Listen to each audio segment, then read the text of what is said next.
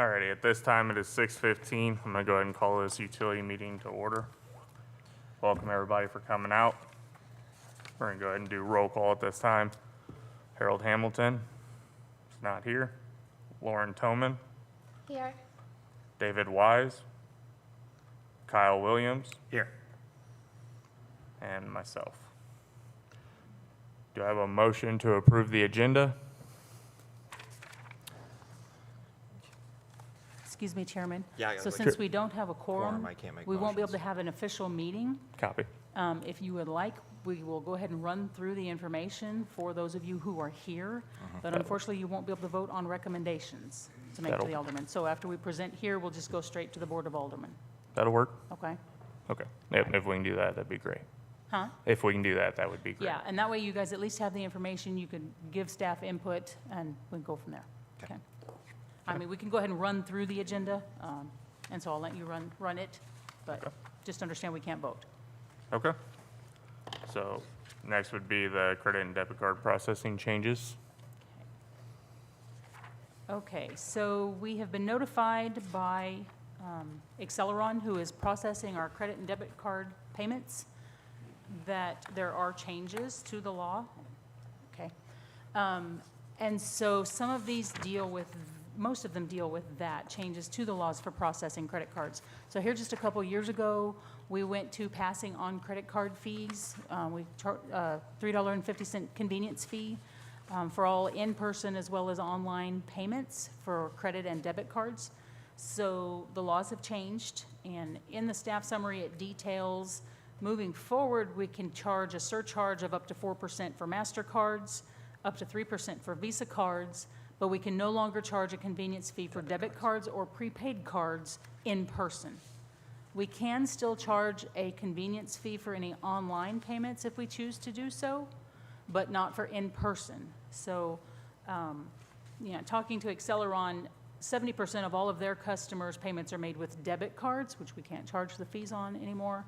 So, staff's recommendation on that first thing at this point is to just either keep just the online payments convenience fee, or just do away with them altogether, and then we'll be eating them. Because trying to track which one's a Visa card, which one's a MasterCard, and which one's a prepaid, it's just not be able to do that. I'd like to ask a quick question. So with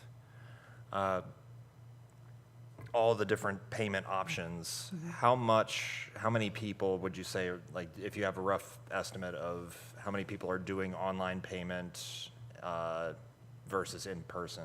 So Shannon has the online payment numbers. Do you want to go ahead and share those? Yeah, I we'll was just jump- wondering what the ratio was of how Right. many people we see doing that. Yeah, I don't know if we have the full ratios. Go That's ahead. fine. Is her So for last month, it was 416. 416 online? online. Okay. So yeah, we don't have the total number. Yeah. So that's one piece of the staff summary, okay? Yeah. The other piece then will no longer be able to offer auto pay of utility bills via card payments. Okay, so you can still do it auto draft from your bank account, you can do ACH check, you can do these other methods, but we won't be able to offer it through the city, auto payments via card. So what Okay. about people who don't have, I know people who don't have checking accounts, they use Cash App and stuff like that. Right. So what They option? use what? What option would people have? Well, I who- mean, they'd have cash, check, auto draft, those types of things. Okay. But yes, we would obviously still be taking cash, yeah. No, I was saying, some people don't have bank accounts, they use like Cash App and stuff like that to make their payments. Oh, we don't do any cash apps. Okay. Yeah, sorry. Yeah. Okay, let's see. And then the third thing related to debit and credit cards. So we currently have two different systems that are in the office. We've maintained, we have the Acceleron system, and then we have the US Bank card reader. And the card reader from US Bank is no longer supported for upgrades and security patches. So we can either pay to get a new one, or we can just drop one of these services and go all with one. Now, there are a few, since we're doing away with, sorry, let me back up. We have had the instances in the office with the convenience fees where individuals who have multiple utility accounts, they like the convenience of coming in and being able to pay in one payment, and we can do that through the US Bank card reader. We can't do that through the Acceleron system. And so in the past, they would get a $3.50 charge for every transaction. So that you'd have to pay every account separately. Sorry, I'm swiping. So they'd have to pay that separately. They'll still have to pay it separately, but with doing away with the convenience fees, they won't have the fees for each payment. So we just can't add them together into one. Because the processor does have a limit of $1,000 per credit card per month for payments that they'll accept.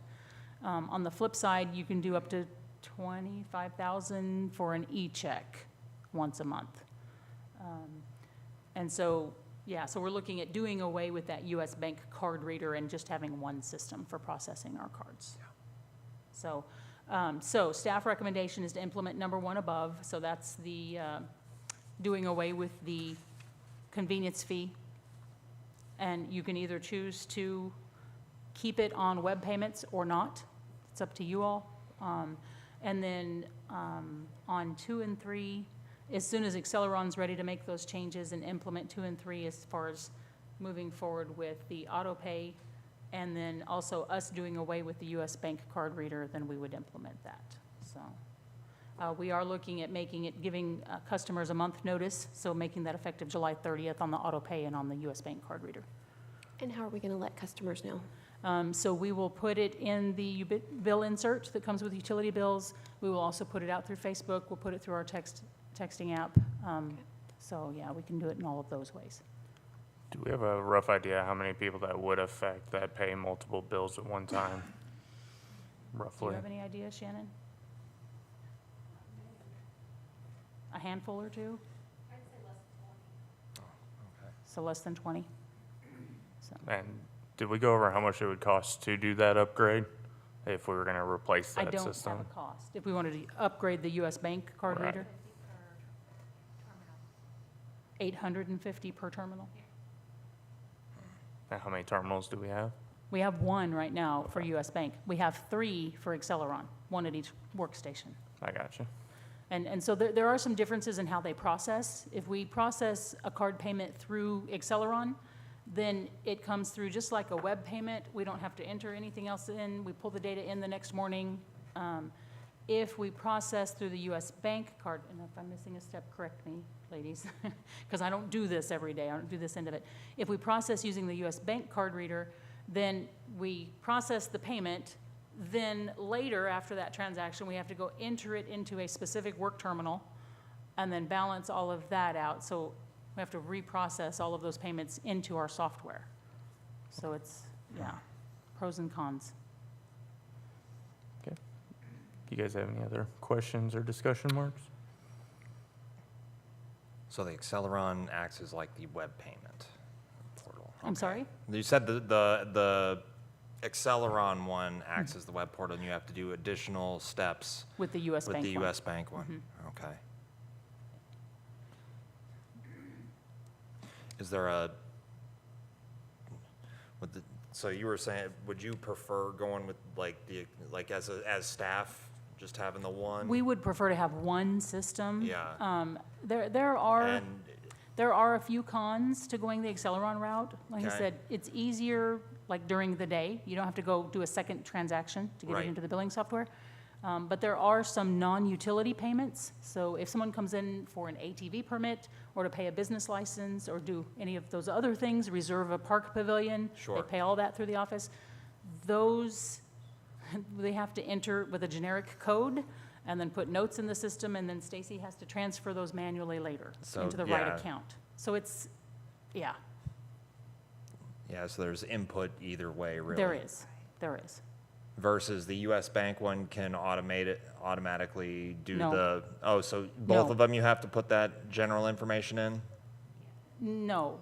That's what I was saying. The US Bank one, you can. US Bank, you process your card through the reader, Yep. And then and you- once the transaction's done, if you're really busy, you set that aside, that paperwork, and Okay. then when you have a dead time, you go to the one terminal we can process those credit card payments on to get it into the software, Got it. Okay. to our billing software. So No, it'll I- show that the customer paid. I understand now.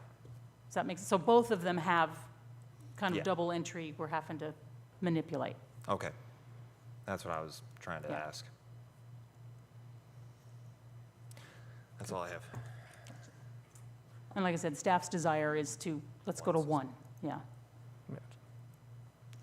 Are you good? I think whatever streamlines for staff and reduces error and risk. Right, okay. Okay. Are we ready for the next? Okay. Okay, the next one, oh, sorry, go No, ahead. you're good. Go ahead. So this next topic, I don't have a slide or anything, a staff summary, we just wanted to have a discussion with you all. Staff has been in discussions with a company who offers water tower maintenance. It's a maintenance program. So you sign on with them, well, let me back up. Let me explain how we do water tower maintenance now, okay? And Chris, you can correct me if I'm wrong, but prime example, the water tower at the industrial park was built in the mid-'80s, and it's still its original paint job, okay? As opposed to, okay, if you come on board with a company that provides a maintenance program, then they do the annual inspections, because we're required per Department of Natural Resources to inspect our water towers every year. This company would handle the inspections. If there is maintenance or any upkeep, they would address those issues as they find them, instead of waiting X number of years before we completely rehab a water tower. And so, to me, the real benefit to this is that instead of waiting till it's at the end of its life, so the water tower in the industrial park, when we do have it redone, the exterior, we're going to have to basically bag it and sand it down completely and do some repairs on the metal surface, because it's been so long, to the tune of about an extra $100,000. Okay, whereas if you're doing this maintenance along, then you can repaint it, recoat it before it gets so bad you've got to strip it down and start from nothing. And so they would be doing maintenance on the interior and the exterior. So when you rehab one of these water towers, and this is something a lot of folks in the general public aren't aware of, you drain the water tower completely, and then they do an interior and an exterior complete repair and recoat, refinish. So then how do you make sure you have reserve?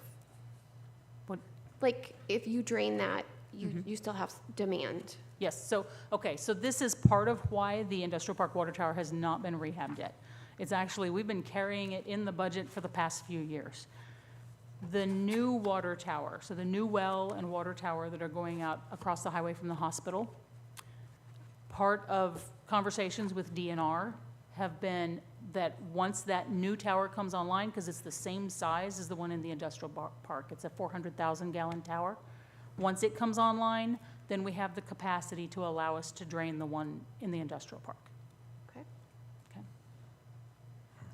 So back to, so again, this maintenance plan, ideally, we would get all, once the new one's up, all 4 of our water towers on the plan. They would take care of it every year, annual inspections, any upgrades, any maintenance that needs to happen. And then it would be after the first few years when all that heavy lifting, because we need to redo the industrial park water tower. The Witch's Hat or Bottle Rocket water tower will be next in line for rehab, at least on the exterior. It needs some interior work, but not a complete rehab. And then, due to recent inspections, we've also found that the one by Walmart or the Water Shop, the most recent one that was repainted a few years ago, there is some interior work. So not where you hold the water, but the structural part that needs to be addressed as well at this point. So we have a hefty chunk of money that we're gonna have to be spending on our water towers in order to maintain water quality. So this type of plan, this company would come in, they'd take care of all of that heavy lifting, those big projects, and once we kind of got through that, then we'd be on a steady fee each year for just the ongoing maintenance inspections. So, like I said, staff's been in conversation with that. I welcome, Chris is here, Chris McGirt, our water superintendent. Steve's here, he's been on the meetings. Stacy's been in on the meetings with me as well. And I certainly want to open it up if they have something to say. What we're looking for this evening is just, is this something you guys are interested in looking at? And if we think we want to look at it, staff's interested in looking at it, I can tell you that. If we think we'd like to look at it, well, the next step would be we put out a request for qualifications for companies who provide these types of services, and then look at that. Not obligating us to anything, just do we want to look at this?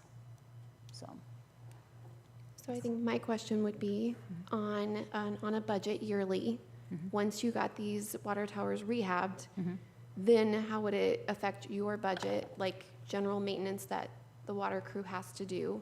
How would that balance out each year with going with this Right. contracted company? well, first of all, it would be a levelized payment. Once Okay. you got through all the heavy lifting, it'd be the same each year. So Okay. for budgeting purposes, that would be very helpful. The other piece is then we know that that maintenance is happening regularly. We're not, Okay. do you know what I mean? It kind of takes it, this is going to sound bad, but it kind of takes it out of the realm of, we're a little short this year, so we're not going to do the inspection, or we're going to put off this maintenance. Okay, Do you see what I'm saying? yes, so And- there's a and- balance in check. Yes. So there's that. So as far as what specific the cost would be, we won't know that until we go through the process and, do you know what I mean, and have, engage in conversations with a company, Okay, so. And you think they can give us a rough estimate after seeing where we're at Yes, and being like, hey, this is Yes. what it's gonna cost Right. us to get you to where we can, right, because part of the request for qualifications, you can ask for, what are your standard rates for X, Y, and Z? You wouldn't necessarily get a cost estimate on your specific projects until you've selected a company to start that conversation with. so one question and kind of one dumb question. So what, I like to ask what other cities do. And in the world of the hospital, like when we get reviewed and we have like a positive review, does DNR look at quality of water and you guys almost get like a break on that? Because we do in the hospital world. If we are staying streamlined per Medicaid, Medicare, we actually get kickbacks. Is that Right. something that you see because of? No, okay. No, not really. We don't get fined. Okay. So there is a positive. There is. If you let it go to a certain point and you're Okay. not complying, then yes, there's that end. But we Okay. don't get a break on something. So Okay. that's- And other similar cities our size, are they going to this? I have not heard of similar cities. I know there are cities that this company has done their water Okay. towers. Joplin is one Okay. of them. And I do know that this company has been at least had preliminary conversations with the contractor who's building our new tower now. Okay. Because they've not selected a subcontractor to do the painting, the coating on it yet. So I don't know if that answers all of your No, yeah, questions. thank you. Okay. Usually, DNR usually comes out and they send me this big, thick report. They go over our entire water system. And they take pictures of the water tower and the rust spots, and they point out just about everything imaginable. Even about stuff that the city, they would like to see our city require more and more water storage for what we pump daily, okay? Okay. That's is the reason why we've got to wait for the other water tower to go up before they drain that one. But when DNR does these annual inspections every year, and they do that, it's only just basically a matter of time before they start issuing fines for not being in compliance. And those fines are thousands of dollars, so. Just a little, food for thought there. Chris, Steve, did we gloss over anything too much? We're still not on. Good. There we There it go. goes. Good evening. Just kinda shaking around a little Just bit. one of the things I wanted to add after sitting in on the meeting, they're across several states. Right. They're competitions across several states. But one of the things I liked about what I heard was they would work to get the contract to paint the new water tower. And then once they start, what you're getting is, I would believe you would get a better product because it's in their best interest to do the best job possible, so for longevity. Right. Whereas after they looked at our water towers, they could point out and say, this wasn't done as well as it should have been, so you have an issue here and here, and it's like, wow, okay, you think you're getting the best bang for your buck, and here we are going to the, unfortunately, in some cases, always the lowest bidder, and then Right. you get what you get. So I think with them taking it on, we would see a lot better. So they're the ones that provide the maintenance, like, they're the ones They- initially. Yes. So would they have to eat the cost if there was something that they had done incorrectly? Yeah. Okay. They would, they have their own tower climbers, they have their So own it'd be in their painting best crews. interest to do it correctly? Yes. Okay, Yeah. sorry. No, it's fine. I was try not to cut you off. The two questions I have, how often do we repaint water towers? Is it, When inspections say we should. okay, so Do you have there's a not like a different answer, regular Chris? schedule. The thing I'm wondering is if it's like every like 10, 15 years or something like that, and this company goes under, then you're just, like, then what? Most of it depends on the quality of the Right. paint. and That makes sense. The company that puts it on and everything. The thing that I like about this company that we talk to and everything, it's their name that's on it.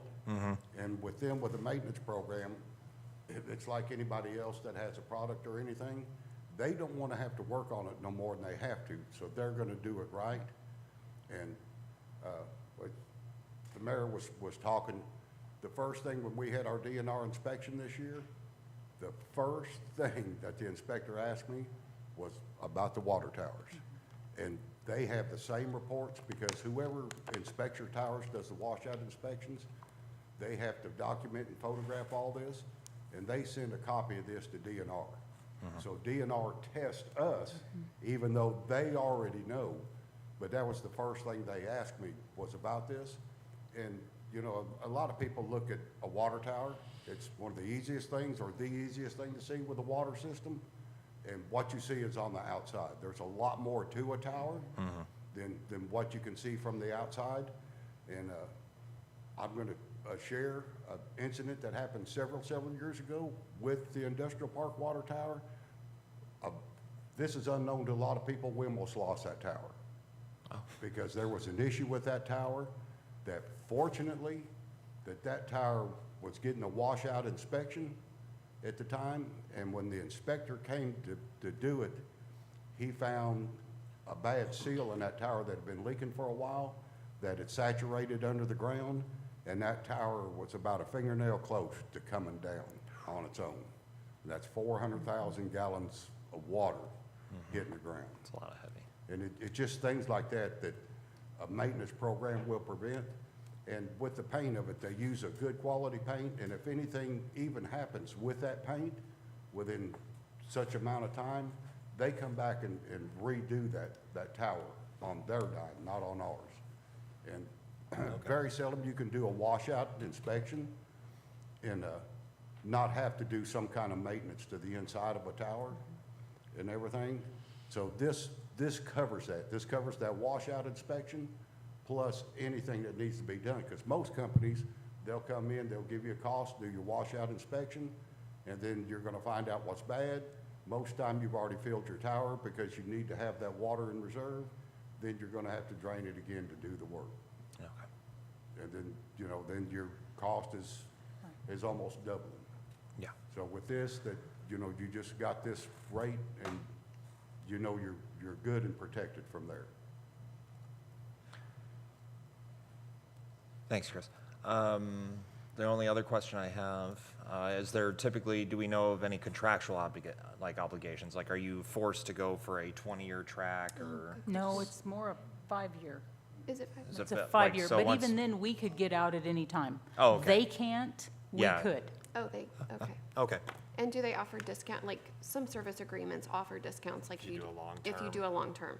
I you don't, sign for I don't 20 years or recall something. that coming up, but again, Can I ask? we're Yeah, not at a point right, of right. contract negotiations, so yeah.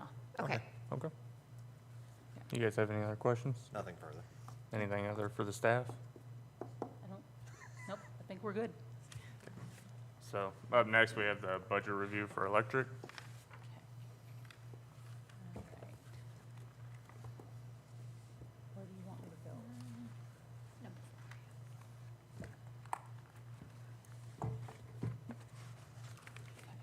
Okay, so this slide shows electric usage and revenues from for the 2 prior years, then July through May of last year compared to July through May of this fiscal year. So year-to-date of this fiscal year, we have billed nearly 45.5 million kilowatt hours. That is down slightly compared to the same time frame as last year. In terms of electric revenues, we have billed just under 6.2 million. I've added to this slide the average number of customers billed, so we've averaged around 2,600, just a little over. Purchase of power, this is what the city pays to MPUA to provide power to us. We paid out just under 4.2 million, That is about the same as what we paid out last year. Next slide. Move on. Well, maybe.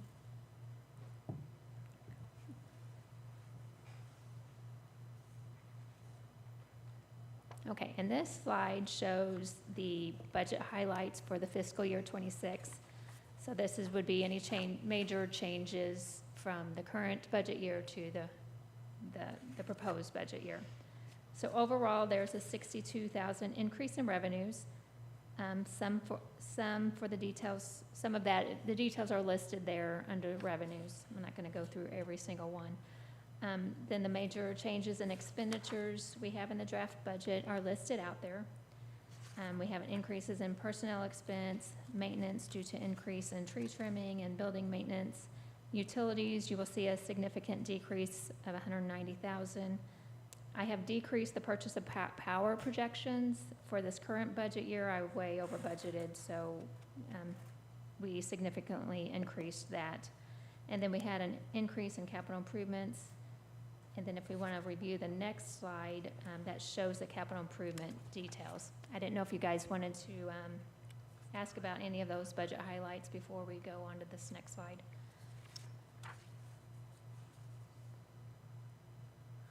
On those trucks, it says bucket truck second replacement. When was the last time we replaced? Okay, so that's bucket truck 2. Yeah, Okay, sorry. So bucket truck 2. So we actually got a new bucket truck in 18, is that correct? I believe so, Yes. we're leasing So- it. Yes. So, but that's not replacement of that one, okay. okay? The one we're looking at replacing, is it the 2002? We have a 2002 model and a 2005 model. And I would assume those have been depreciated out. Yes. Okay. So, and here's our current issue. Between the 2002 and the 2005, please don't ask me which one, okay? Okay. But one of them is currently not operable, okay? Okay. We are waiting on, it has hydraulic hoses that need replaced, but they are, in that model of truck, the hydraulic hoses are bundled. So you can't like buy one hose and replace it. You've Okay. got to do the whole thing, and we're trying to identify the parts and get the correct person down here to do that, to replace that. The other one is serviceable. We've been told use it at your own risk. Okay? Electric bucket trucks have to be inspected every year Okay. in order to maintain their conductivity, so that if someone's in the air in the bucket and electric hits the truck, that the Right. guys aren't electrocuted. And so, like I said, these trucks, and of course, '02 and '05, they are 20-plus years old. Yeah, both they've of them. depreciated out. Yeah, Okay. and so it's replacement of one of those trucks.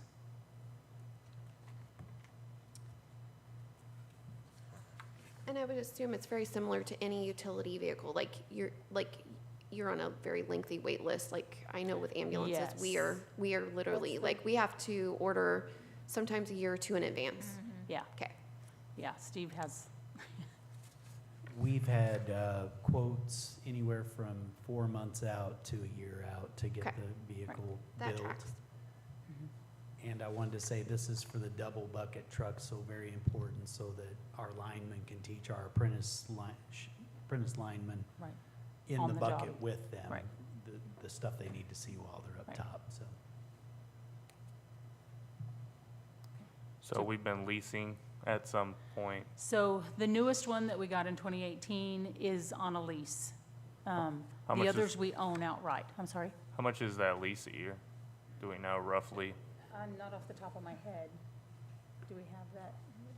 I have all that detail in the full CIP document, but I don't have it here with me.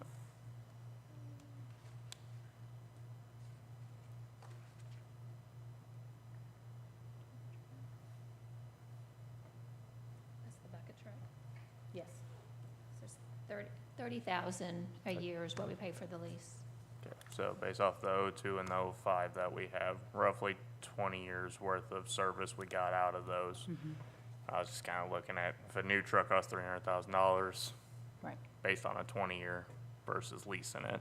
right. So it sounds like it's kind of on par, maybe a little less, because Right. inflation, but, Yeah, okay. okay.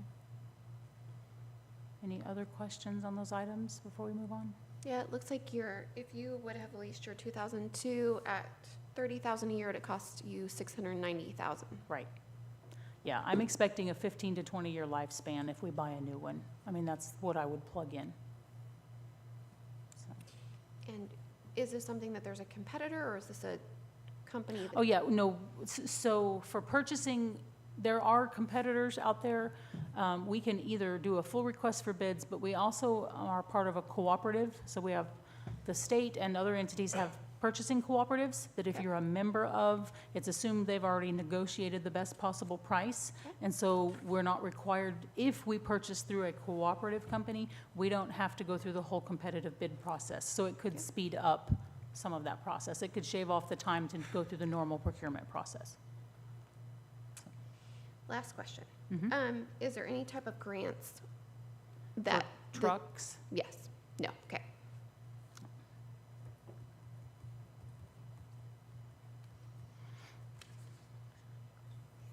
You good? No, I'm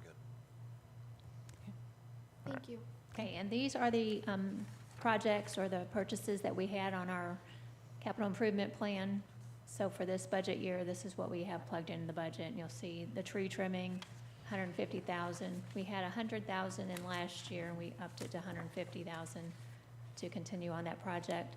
And then the other one is the bucket truck replacement at 100, or 300,000. Then we did add line replacement into this year's budget of 100,000 to replace those bad areas that need to be replaced.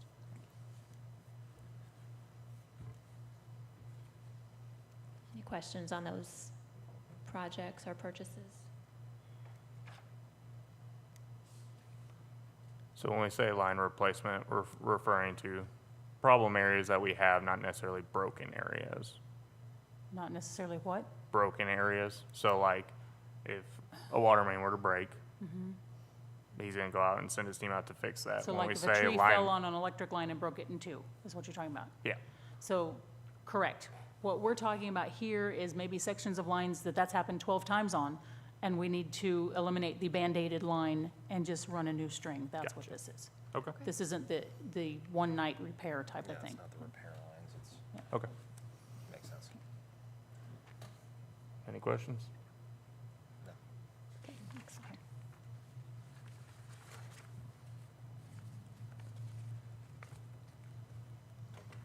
Okay, this slide shows prior 2 years, the current fiscal '25 budget. The next column is how we anticipate ending fiscal year '25. Then the next column, the column with the box around it, is the fiscal year '26 draft budget. Then the last column shows the difference between the current budget and the draft budget. We estimate to end this fiscal year with revenues at 7.1 million and expenditures being just under 6.1 million, leaving a projected surplus of 384,000. Looking at the draft budget, revenues at 7.1 million with expenditures at 6.4 million. And then the other uses, just over 1 million, leaving a deficit of 302,000. And that deficit is going to be because we plugged in that bucket truck. The other uses there, that is a transfer to our DNR fund, which is our depreciation and replacement fund. So that's for our future vehicle replacements along with capital improvement projects. And then there's also 330,000, that is a transfer to the general fund for the 5% royalty fee. Again, the 302,000 deficit is resulting from the capital improvement request to purchase that new bucket truck. So to address the shortfall, the utility committee will need to review available options, which may include reducing expenses, increasing utility rates, or utilizing the prior year fund balance. If you choose to leave the proposed budget as is, the fund balance will be just over 1.2 million. So if you look at the very bottom of that sheet, it shows you the ending balance at the end of fiscal year '26 is at 1.2 million.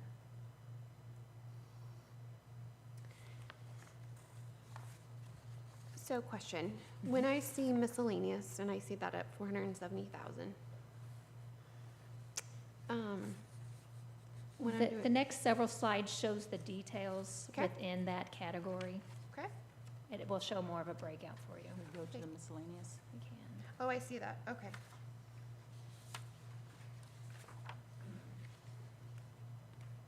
Is this where we're looking? That doesn't, Yes. So there's a miscellaneous revenue, right? And there's a miscellaneous expenditures. Right, are you looking at I'm expenditures? wondering about expenditures. Yes. So 290,000 of that is sales tax payable. There's also a revenue for that, that Okay. offsets, because when we collect the sales tax, we also have to, so we collect it as a revenue and then we pay it out as a, Right. to the state. And I'm just saying, like, you know, for the general public, when they see miscellaneous and they see that number bigger, they, Understood. you know, they want to see a breakdown. Right. So, Right, right. yeah.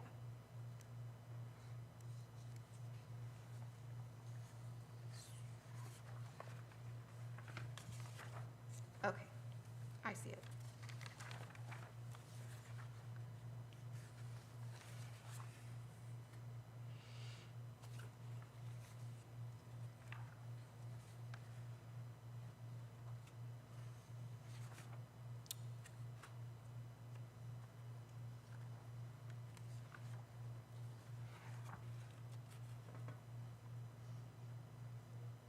You good?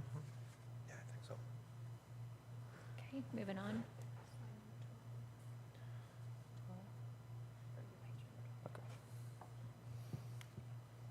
Alrighty, we're good. Okay, this is a look at the electric DNR fund. Again, that's the depreciation and replacement fund. Revenues come from bank interest and a transfer from the electric operating fund. We have most of the capital improvement projects paid out of this fund. For the draft budget, we have 3,000 in bank interest for revenues with expenses at 496,000. Those are the capital improvement purchases that we looked at. So to fund that, to offset that, we have to do a transfer from the electric operating fund, which we're doing 696,000. This leaves a surplus of 203,000. This will leave the fund balance at 460,000. So just a quick note so that you all understand. So our conversation we just had about the bucket truck replacement, okay? So when I said that I would look at expensing that out for 15 to 20 years on that truck, okay? So when we determine how much needs to be transferred from the operating account to our repair and replacement account, I would look at that new truck when we purchased it and say we went 15 years. I would divide the cost of the replacement of that truck. I don't know what it's going to be in 15 years, so I'd take the current, what we just paid for it, divide that by 14 years, understanding we'll need to add some additional in that 15th year, but so that each year we're setting aside 1/14 of what it's going to take to replace that truck when it comes time. That's good. So that's how we come up with those numbers. So every vehicle, every piece of equipment, we're trying to get on that. Was that being done in the past? I'm sorry? Was that being done in the past? So we started doing it last year. Last year was the first year. Okay, Okay. so thank you for that. It's a struggle right now, I'll be honest, in all of our accounts to try to get us where we need to be, understanding we got to replace just like this truck now. Right. And we don't have 15 Well, years to of, be quite frank, it looks like you're cleaning up a lot of messes. we're working on it, thank you. So, You good? Yeah, I'm No, just I understand this stuff. yeah, for sure, yeah. Okay. I see what she's saying, yes. Okay, then we also have an electric reserve fund. The only revenues is from bank interest, which is 48,000. We have no planned expenses coming out of this fund for the draft budget. Our reserve policy says we should have at least 25% of the prior completed fiscal year's actual expenditures.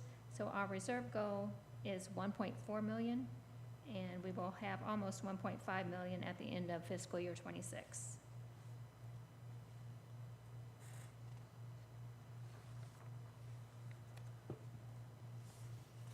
Go ahead.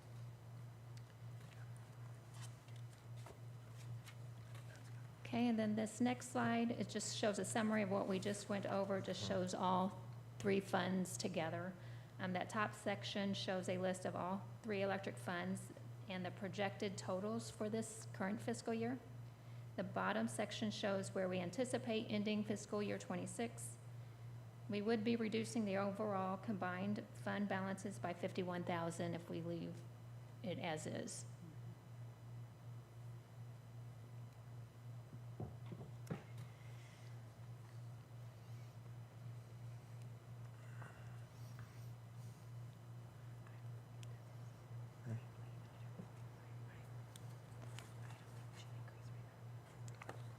Any questions or concerns?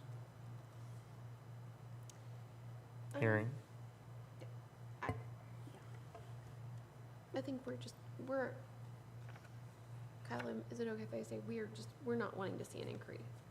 No, yeah, I'm not. Right. Yeah, that No, I kind never of goes really into our want to see an next topic. increase. There's no, like, we've talked about this, we talked, I'm sorry? has this come up in our previous meetings recently? I'm trying to remember. Has what come up? The electric rates. and No. things like that. No, okay. no, tonight's about electric rates. Yeah, tonight's So- about Okay, electric rates. so our obviously.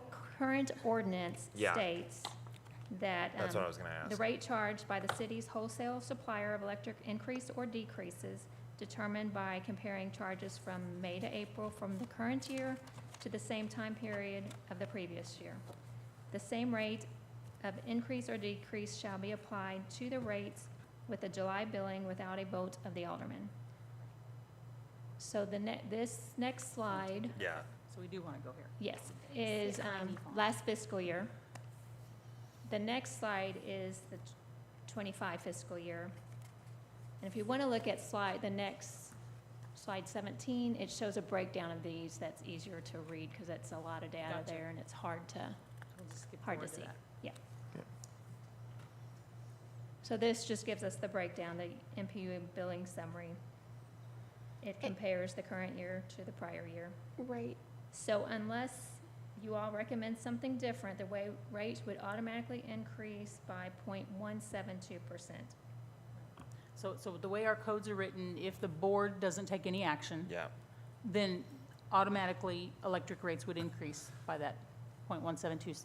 And that's a percentage of what our current rate is now. So Correct. that's essentially point Yeah, zero zero.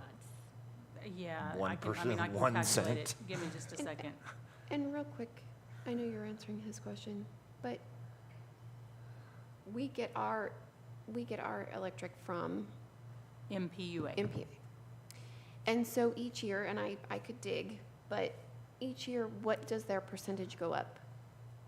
It varies. It Depends on the varies. market, Mhm. the natural gas really Do I need to add influences. zeros in front of this 172? So did we see an increase of what they're billing us? By that Yes. amount. Yes. Okay. That's how much it's increased for the year. That's not right. Give me a second. It's okay, it's essentially negligible on, it's yeah. not a It's 10% very yeah. increase, a 5% increase like we had. It sounds like we're Okay, this is not almost on target. almost. times.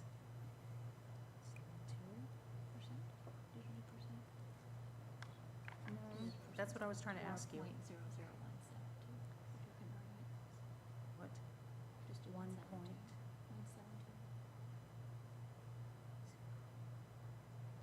Right. Okay. That's going to take it to 1362 from 1360. What? 1360. So point, yeah, so point, So 13 0.002 cents cent, yeah. point, yeah, 60 to 13 cents point 62 yeah. is what it would take it to, if there's no action. Shall we share staff's recommendation? Sure. Staff's recommendation is to recommend no increase. Yes. That's what I would say.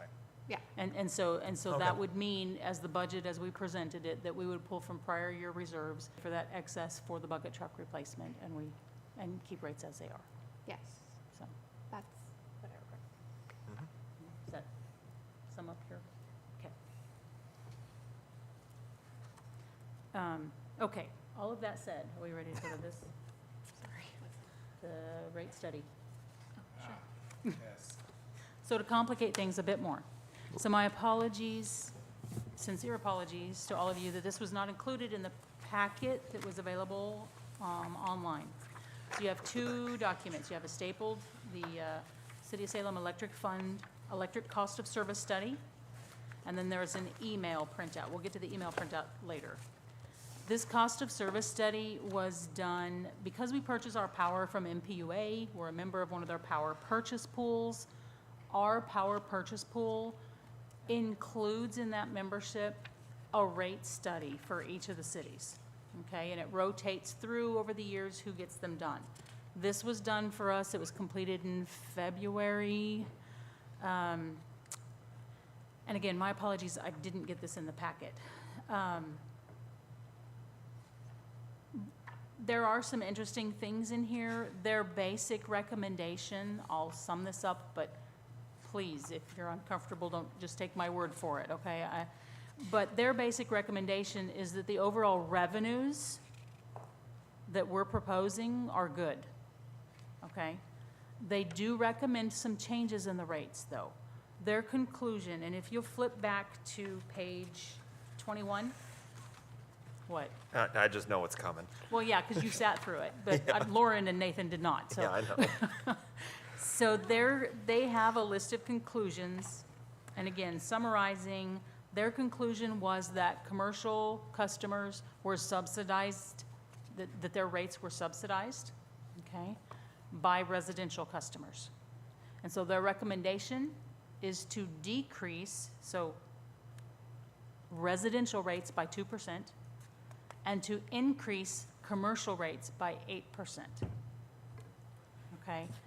So right now, our electric rates, we have no service availability fee right now, and our electric rate is 0.1360 per kilowatt hour for all customers unless they're on a demand meter. Okay, so very high electric users, they have a different hourly rate because they pay a demand fee. So that's how we are right now. So their recommendation, and if you flip forward a page, it's not even numbered. The last 3 pages of this are pages with graphs. The first one of those, you'll see up at the top, City of Salem, Missouri, electric rate design.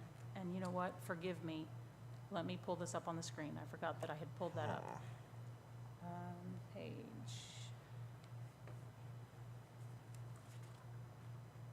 Oh, that's not.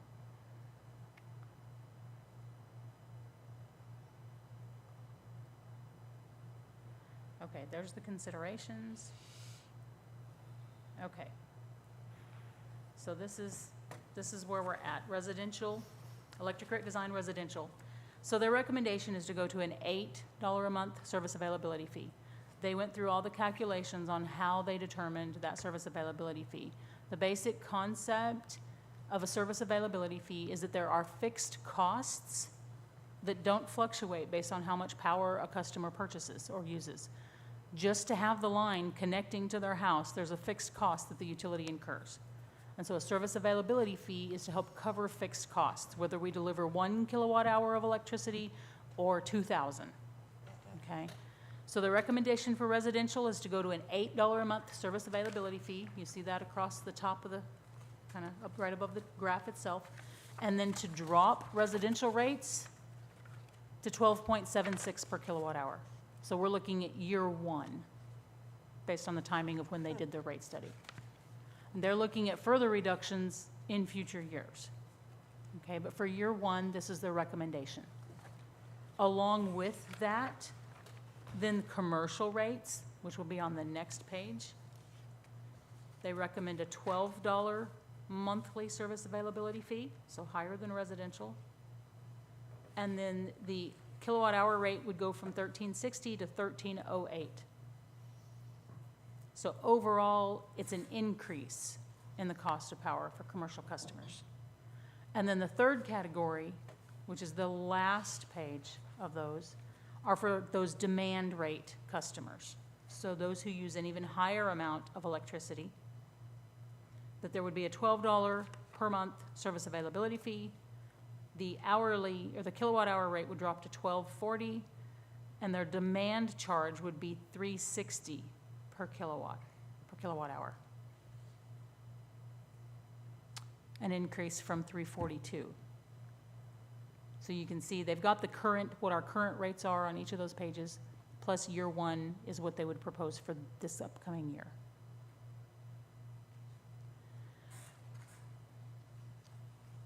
And so whether we shift to this type of tiered by class of customer or not is really up to kind of you all and the Board of Aldermen.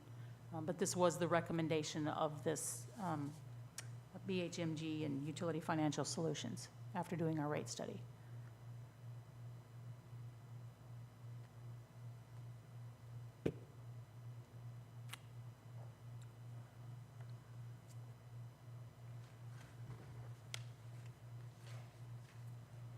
Any questions? Well, And again, my apologies, I did not get this sent out in advance. I mean, I think the question is like, we certainly want to make utilities affordable for the general public. That's obviously the goal. Also the goal, and I know, is to bring in businesses. So that's a conundrum right there. But, yeah, I'll have to really look over this.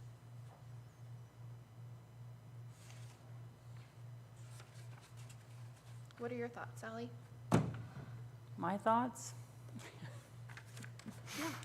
The simplest is always not to make a change, okay?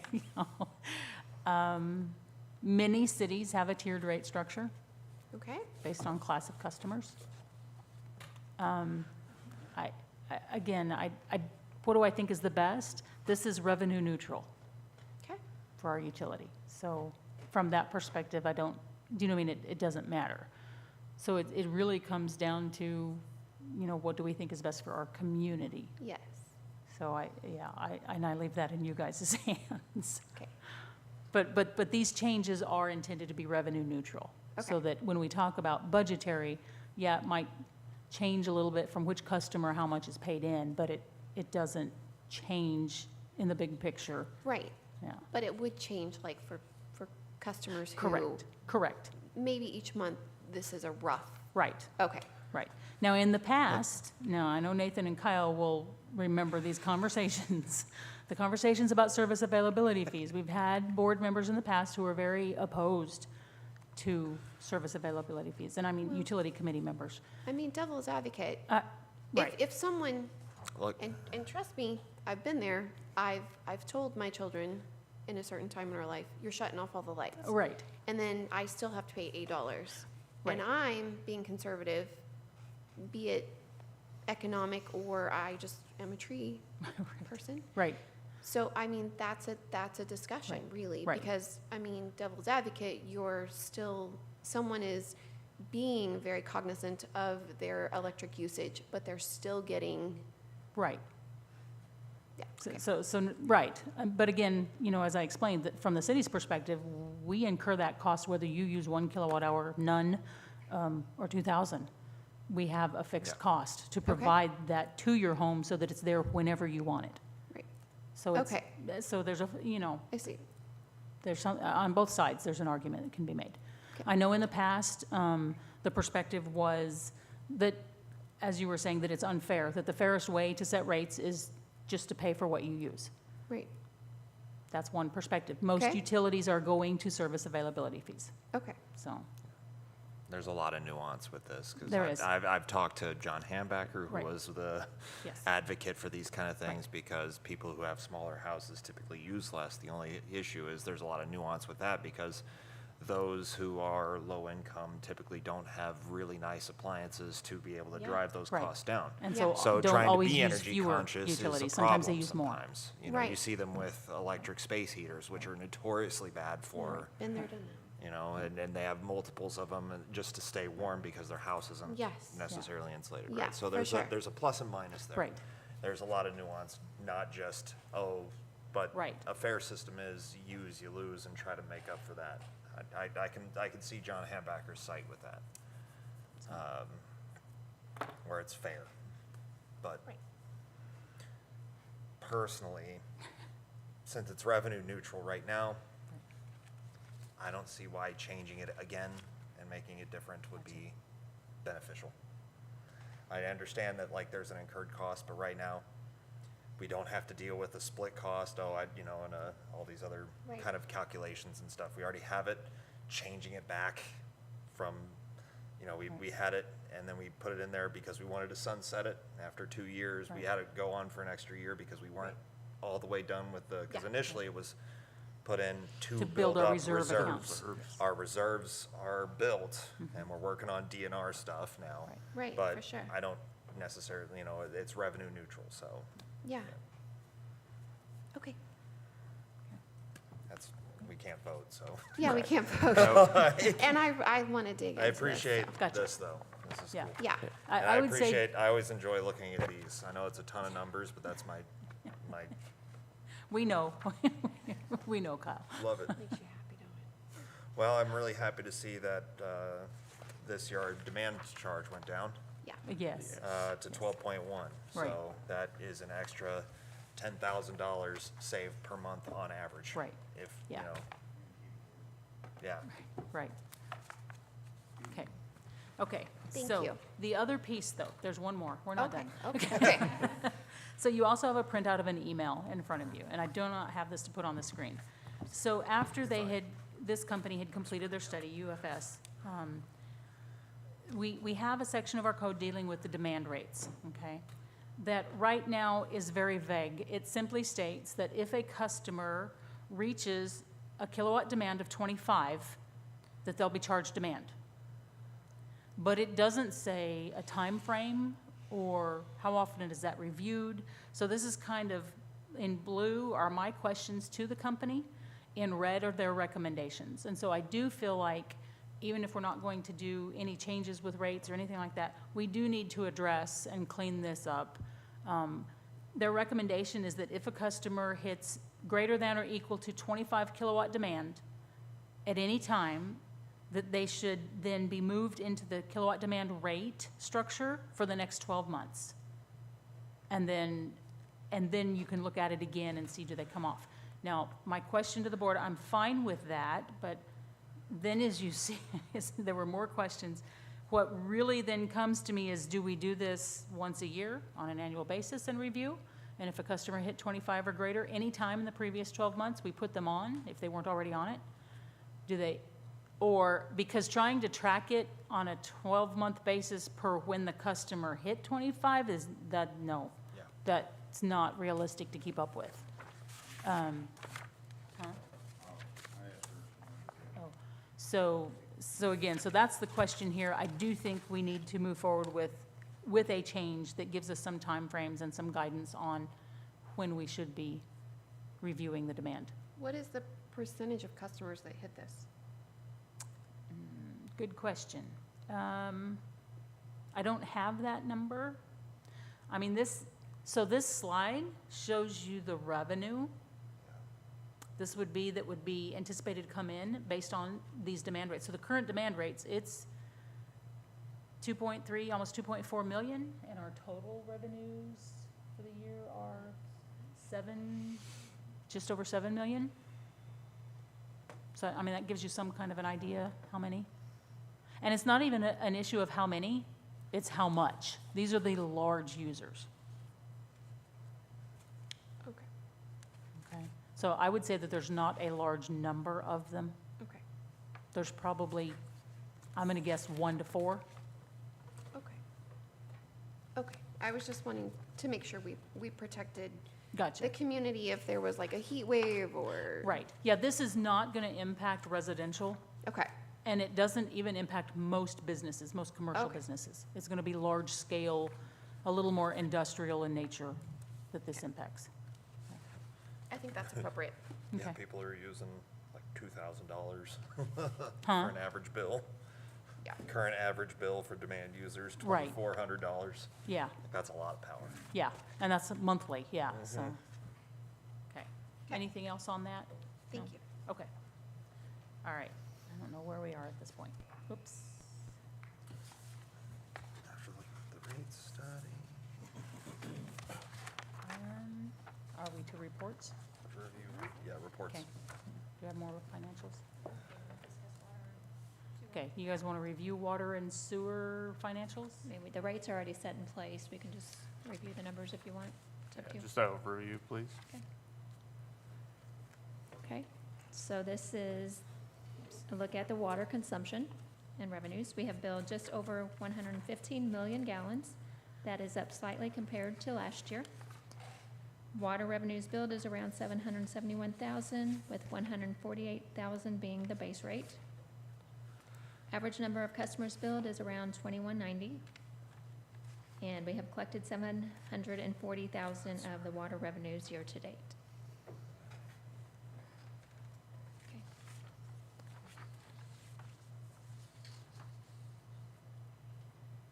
And for the budget, here's just the highlights. Major changes in revenues, we had the increase in charges for service. We do, the serve line program that was under budgeted in this current fiscal year, so I corrected that for this upcoming year, so it shows an increase. There's also an increase in expenditures on that same line, because it's a pass-through program. We collect the funds, and then we pay it to Servline. And then the major changes in expenditures is increase in personnel expense, general liability insurance, and then again, that Servline program.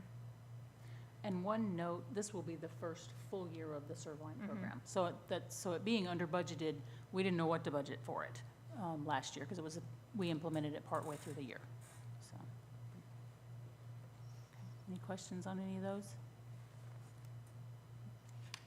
Nope. Okay.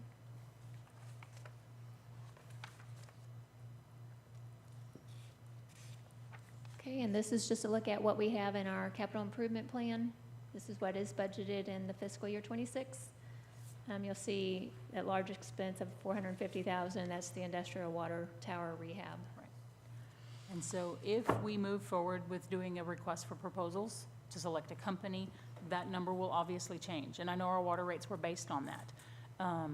And so, like I said, for the capital improvement, that could change if we do go that route with a company that does maintenance. So, but it's in there in case we don't. Okay.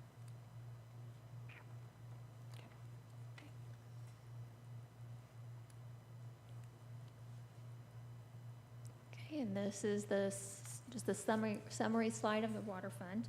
We anticipate ending the fiscal year with just over $1 million in revenues and $864,000 in expenditures. We anticipate ending this fiscal year with a surplus of $139,000. Then looking at the proposed budget, which is there in the box, revenue projections are just under 1.5 million, with the major changes being that rate increase on water sales.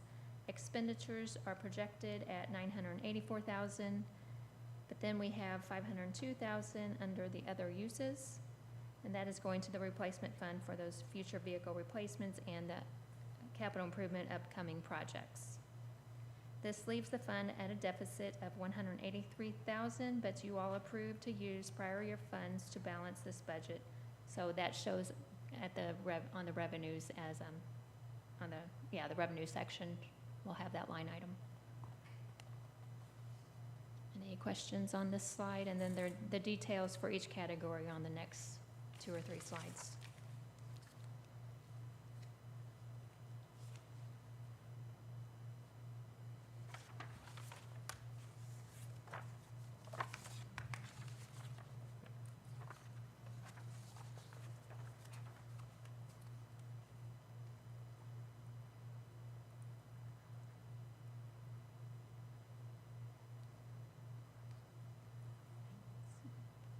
Yeah, we'll get there.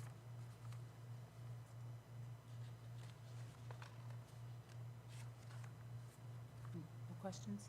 What was the bad debt there? The bad? Even though there's nothing through it, what would fall under that category? That's just an auditor, there's nothing that we budget there, but the auditor, when she does her audit, sometimes So will. that's going to be uncollectible Correct. debts, uncollectible bills is what that It is? hits the balance sheet, it doesn't really hit the budget. Right. Okay.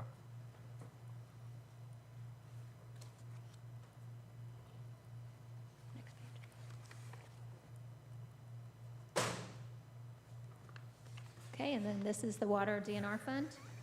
The revenues come from bank interest, grants, and a transfer from the water operating fund. And then for this fiscal year, the grant revenues and expenditures will come in much less than what we had budgeted. The city did receive a $3.7 million grant to build a new water tower and well. The construction started later than what we anticipated. So looking at the draft budget, with those grant revenues and expenditures coming in much less in the current fiscal year, they will carry over to the draft budget. So we are looking at 2.4 million in revenues, with all of that being grant revenue except for 4,000, which is bank interest. And then moving on to the expenditures. Next slide.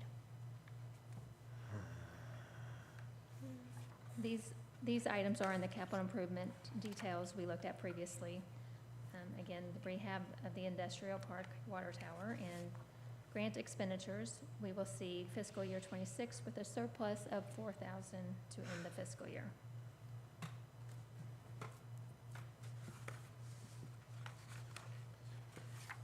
Any questions on that slide?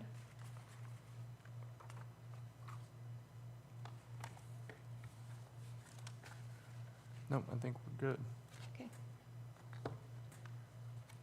And then to look at the water reserve fund, the only revenue that comes into this fund is bank interest, which is $48,000. We have no planned expenses coming out of this fund in the draft budget year. Our reserve goal, 25% of prior year expenditures, is $191,000. We will have almost $234,000 at the end of fiscal year '26.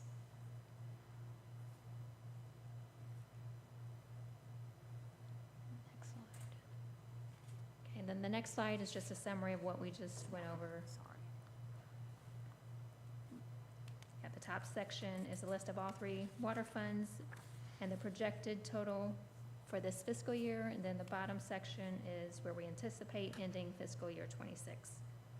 We would be reducing the overall combined fund balances of $154,000. Okay.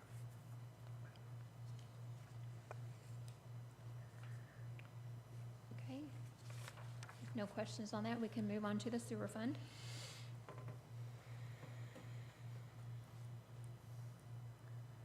Okay, on the sewer consumption, we billed around 105 million gallons. That's slightly up from the same time frame as last year.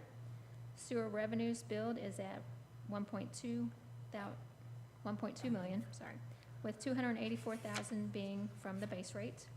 The average number of customers billed is around 2,140.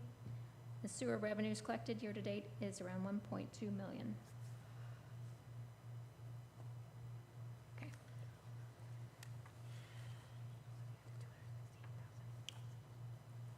And then here's just the budget highlights for the fiscal year '26. Revenues will increase due to the rate increase on sewer receipts. Expenditures, we'll see an increase in personnel expense, general liability insurance, capital improvements, their utility expense, and a decrease in the miscellaneous category.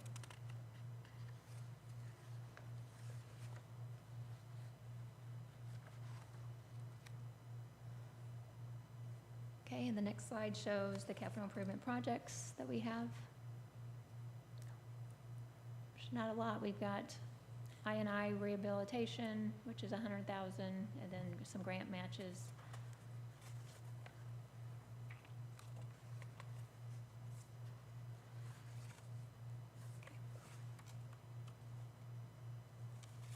Okay, and then looking at the sewer summary slide. We anticipate ending this fiscal year with revenues just under 1.4 million and expenditures at 1.1 million.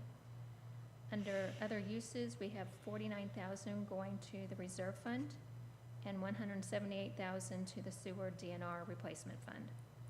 So one thing of note, you'll notice this transferred to the sewer reserve fund, or, as well as the DNR fund. Those are less than what we've seen in the other two utilities. Sewer fund, and I've said this before to those of you who have been on the committee in the past, sewer fund is the one we struggle with the most. And I know we just did a rate increase, but I just want to keep that in y'all's mind. You know, what we talked about earlier about the repair and replacement fund or depreciation and replacement fund, and we set aside so much a year to replace the vehicles and equipment. We have never been able to make our goal for a budget year on this one yet. So. Of setting just- aside, I'm sorry? for setting aside. Yes, yes. And I mean, the only way to make that happen is higher rates. Do you know what I mean? And so we know that this one is not going to be fully funded. We're going to struggle with this one. But given where rates are and what we've been going through and all the upgrades for the plant, yeah. So, but I just wanted to make a note of that. So for the current fiscal year, this leaves a surplus of around 22,000.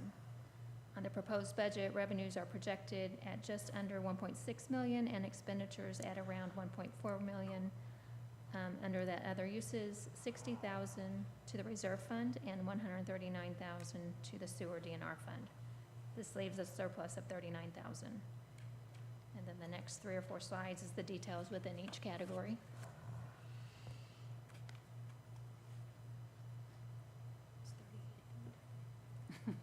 Okay.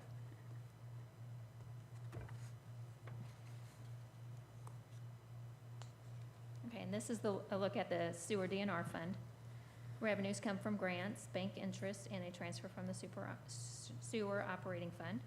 For this fiscal year, the grant revenues and expenditures, again, will come in much less than what we had budgeted.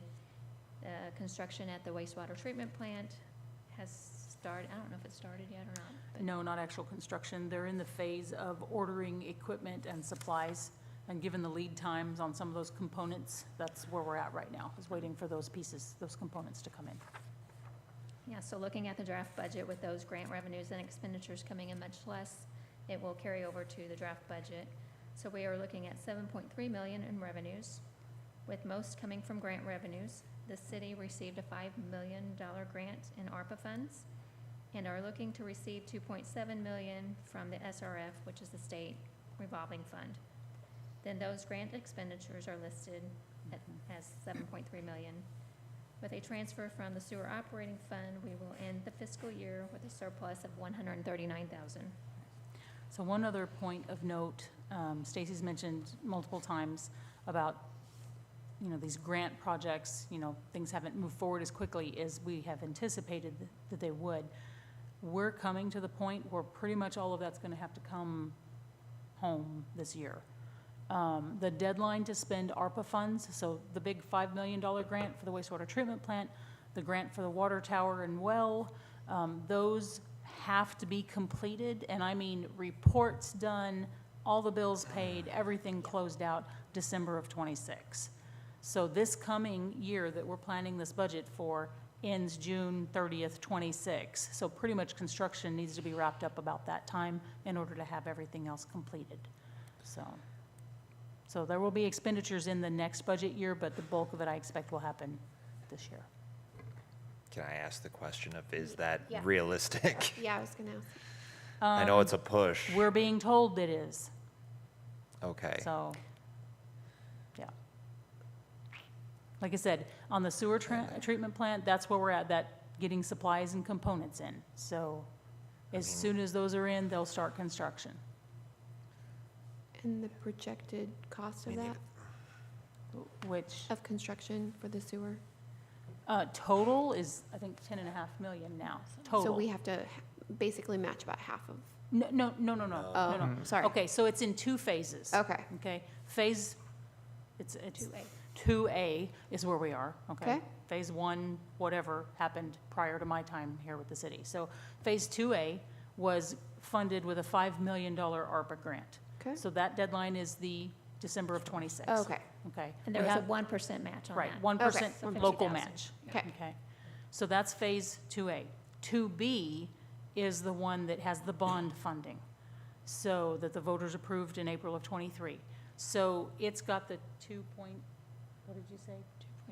2.7 million dollar in grant funding, and so that's grant funding through the state revolving fund as well as a CDBG grant, okay?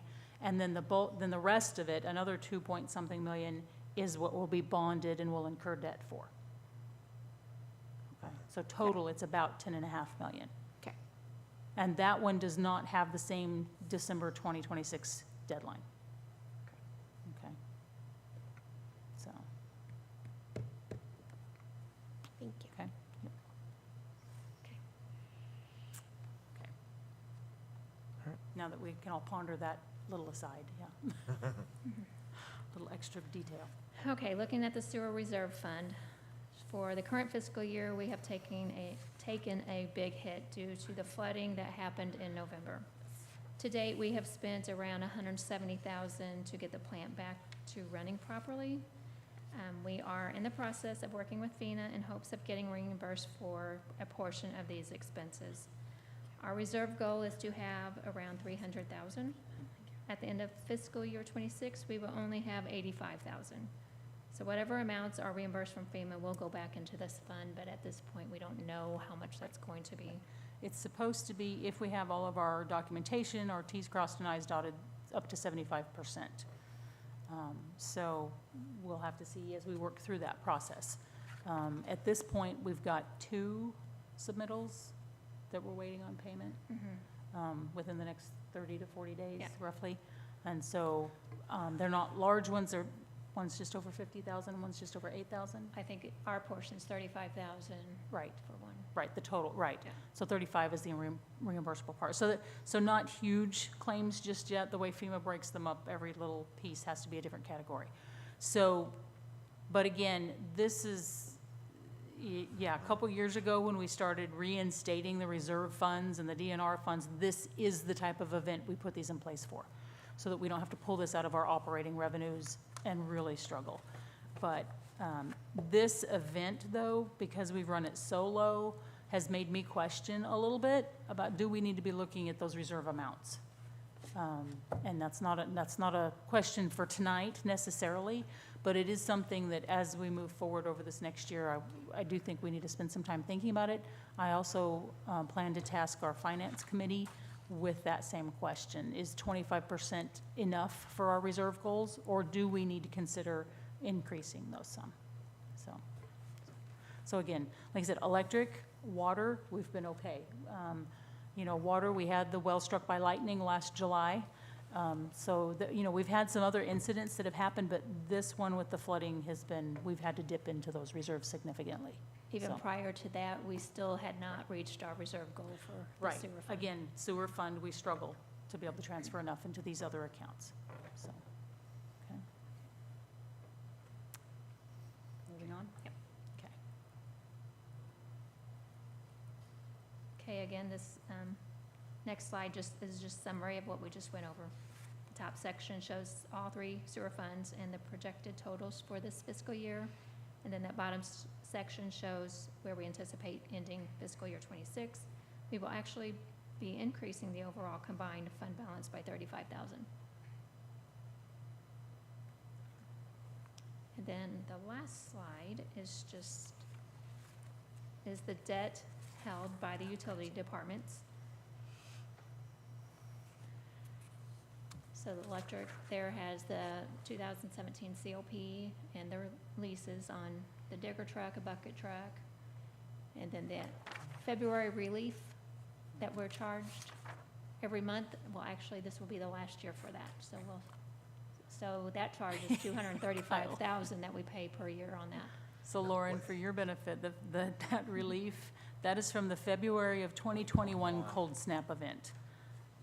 Okay, where, the city had over $1 million for the 1 month was the bill for the electric.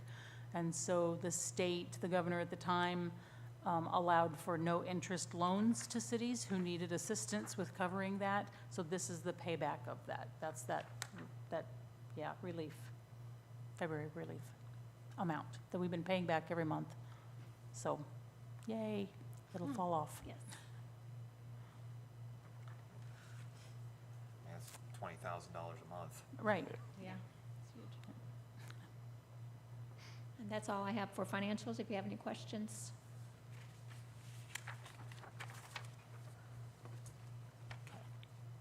You ready to move on? No, thank you. Thank you. Appreciate it. Sure. Shannon, do you have anything else for billing updates? I mean, you've kind of already given, do you have anything else? Okay, So we did the last billing period, we sent out 2,417 bills total, and then 243 bills were also emailed to people, to customers. How many was that on email? 200, 243. 243 out of, and 2,700 and, was it 200? 2,417 Okay, were actually mailed out, okay. yeah. 10%. yeah. I was hoping we'd be higher than that at this point, but it is what it is. All right, moving on. The next item, and I have a question for you guys on this one. So MPUA, that we buy our power through, I serve on their board of directors, okay? So in your packet was their board packet, okay, with a ton of information. Also in there was the last MPEP. So MPEP is our power purchase pool that's housed within MPUA, okay? So my question to you all, do you want these full board packets, or would you rather I do a staff summary and condense it into 1 or 2 pages with the highlights? I mean, there's a lot of detail.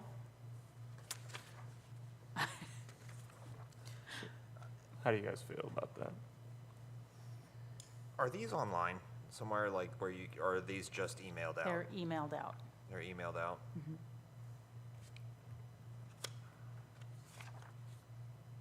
Because I Like, mean, these they're, are, these are technically public information, are they not? yes, Okay. yes. Yeah, I was gonna say, there's no confidential stuff to No. MPUA No, board and if there members. is something confidential, they have a closed session, just like a Board of Alderman would. Okay. So there's nothing, yeah. I was hoping they'd just, like, you could send a link to the full article, but. Unfortunately, no.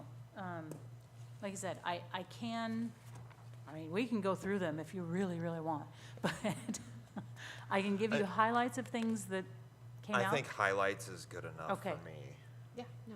Okay, so moving forward, you guys just want kind of a staff summary saying here were the highlights of the things? Yeah. Can we have the information in the packet, but But then just go over your it, okay. highlight, so that we Don't have, print it all out. I Please. did. Don't print it out, okay, huh? Yeah, I did. Gosh. All right, so I will go ahead and go over highlights that came out of the meeting, because in that MPUA board meeting, we also had legislative updates. I mean, there was obviously a ton of information. So I'll kind of go through the things that I felt were important and took notes on. So one of the things, maybe not directly utility related, but related to committees for cities, there was legislation, I know the mayor's been involved, talking with our state reps about this. We've been hoping the last few years we could get a change in state legislation, right, right, that basically currently states that members of city committees, official city committees, must reside within the city boundaries, okay, in order to serve on those committees. So they did make a change to the legislation that individuals could live in the county surrounding that city if the city's population is less than 3,000. So we were hoping for a little higher number than that, but that's the legislation that passed. So unfortunately, it won't really benefit us. So some of the things of concern specifically for utilities. So the White House budget that was released here a few weeks ago. So one of the programs that quite a few of our customers utilize is the LIHEAP program. It's a utility assistance program. And so the White House budget eliminated that entirely. So it also reduces, and I know this has been in the news, the state revolving fund funding. So that's, again, one of the mechanisms we're using for our sewer plant upgrades. So moving forward, it reduces that by $2.4 billion. The thing is, and that's nationwide, but what will happen is not only will there be less funds available through that state revolving fund for municipalities and utilities to access, it will also reduce the DNR staff who operate that. Okay, so staff reductions are going to be a big hit as well. It also eliminates, now we have not utilized here in Salem, but I think it's, again, something to keep in mind. It eliminates USDA rural development funding. Other cities have used that for utilities. And it eliminates CDBG, so Community Development Block Grant funding. That's another of the grants we have for our wastewater treatment plant. So just some things to keep in mind. I know this is something, and we have done letters that MPUA has recommended from our Board of Aldermen about the SRF funding.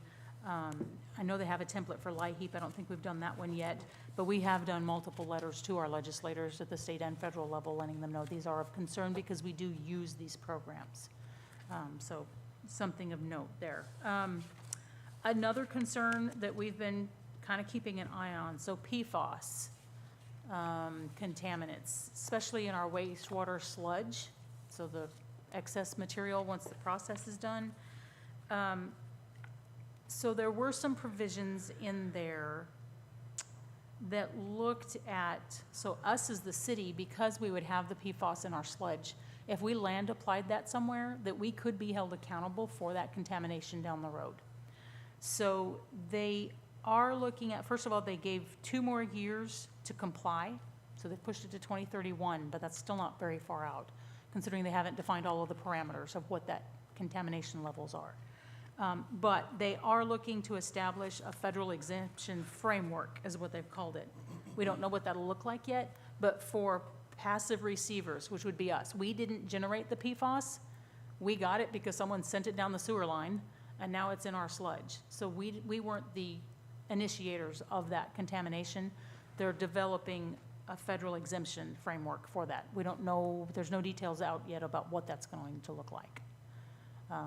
So it could be population sizes, it could be any number of factors, we just don't know yet. There's also another regulation, and I know we've talked with Josh at our wastewater treatment plant about, there's an ammonia water quality criteria that's coming out.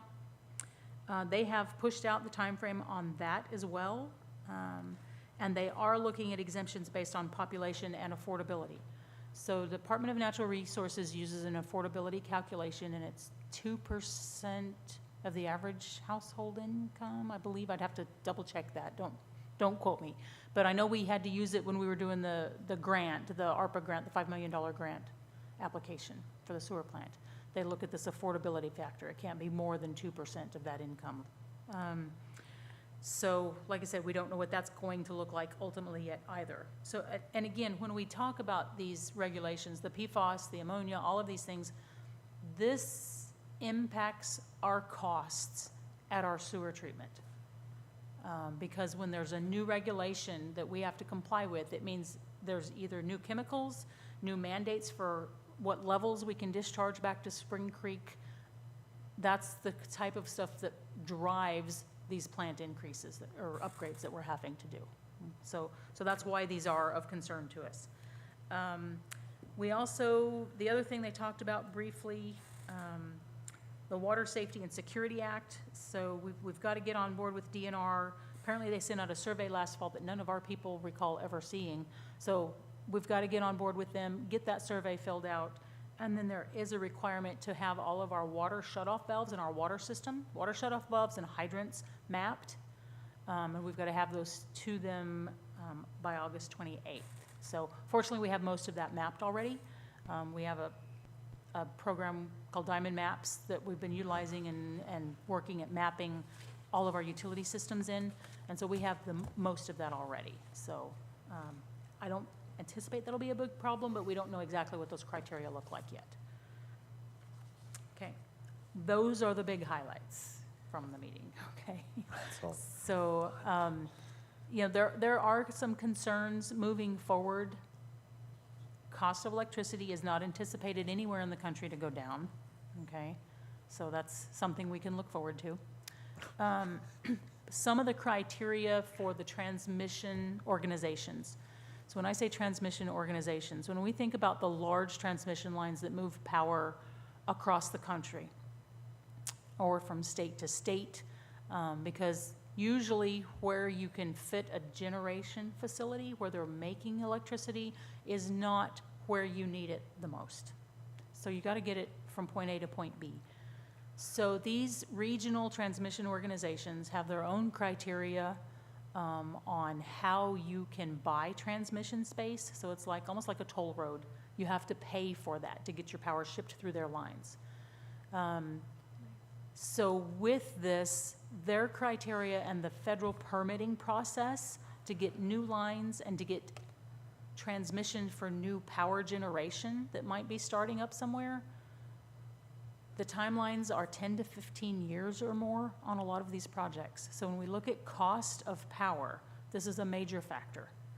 Not even talking about the cost of building a new generation facility, but once you get it up and functioning, then the cost to get it transmitted elsewhere.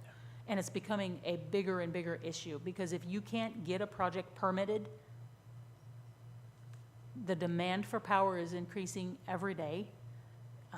They call it electrification and, you know, push for electric vehicles, push for electric everything, and then we can't get the power from point A to point B. And so these are concerns. I know the FERC, the Federal Electric Commission, right? I think that's Yeah, what the it, anyway, FEC. don't quote me on that one. But yeah, the FEC, who oversees kind of at the federal level, kind of trends and where things are going. They have been for the past 2 years anticipating, they're calling them now brownouts, across the Midwest. Fortunately, we've not seen that yet. But it is something that they're predicting. So, and the big issue is getting power from point A to point B. And then the demand loads. Yes, Kyle? Federal Energy Regulatory Commission. There you go. Thank you. I was close. We're close. So these are things that, as legislation changes, either freeing up or, changing how that permitting process works, that will have impact for us here in Salem. A lot of times we kind of don't think about those things impacting us, but it's very real. One of the other highlights that was mentioned coming up, and I know I've got the date somewhere, I want to say it's July 17th. I apparently didn't write it in this set of notes. There's a nuclear summit being held here in Missouri, I believe in Columbia on campus. We were one of 7 states chosen to have a nuclear summit where they're talking about small-scale nuclear generation of electric. So, don't know what'll come of that, but at least it's starting conversations. Nuclear has been shown to be one of the cheapest, most reliable, because once it comes online, it's just steady. There's no peaks and valleys in its production. You don't have to worry about firing it up. It's producing once it's online. So anyway, things that we'll be hearing about, I'm sure, as time moves forward. So, okay, that's what I have for MPEP, or MPUA. All right, just to kind of add what Sally added. So back to the sewer side of it, just to make you guys aware, I reached out to Congressman Smith's office in regards to the constant increases for the new regulations being passed to our sewer, because eventually I have a personal fear that it will surpass the cost of your electric. And I think that it's targeting small cities, just costing us more money, and it's running us into debt. And Grant Wilson reached out from his office to let me know that they were working on my concerns, because it has to start at a federal level, because that's where this is coming from. Yeah, and that was a conversation that we had at the MPUA board meeting, was that if they're going to remove all this federal funding for programs, we have to have some relief on the regulations. It's just, otherwise you're going to bankrupt municipalities and utility providers. It's just, yeah, it's not there. You'll quickly outstrip what customers, what citizens can afford. So, anyway. So hopefully they'll take it serious, because a lot of this money, as you see, comes from ARPA, and it's federal funding to do these sewer treatment upgrades. And then it doesn't cover everything, so it's left at the city to come up with the rest of that preceding cost. And you have to consider, you're constantly taking out loans, but how many loans do you take out before the city just can't afford it anymore, That's all I wanted to add.